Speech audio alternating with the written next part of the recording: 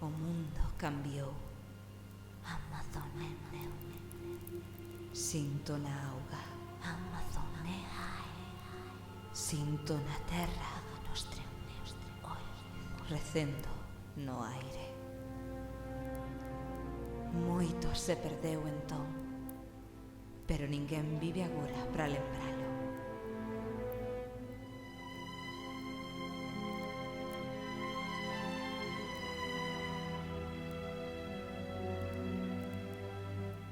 Todo comezou ca forxa dos grandes anéis. 3 foron otorgados aos elfos, inmortais, os máis sabios e honrados de todos os seres. 7 aos señores ananos, grandes mineiros e artesáns das cavidades montañosas. E 9 foron entregados á raza dos homens, que ansían por riba de todo o poder. Naqueles anéis residía o poder e a vontade de gobernar a cada raza, pero todos eles foron enganados, pois outro anel máis foi forxado.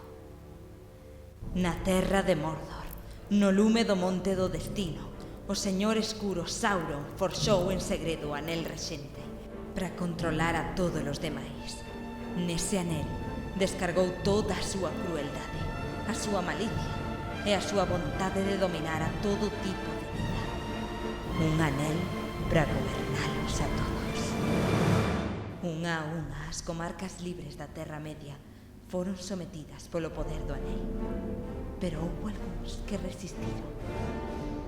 Unha última alianza de homes e elfos loitaron contra o exército de Mordor, e nas lomas do monte do destino libraron a súa batalla pola liberdade da Terra Media.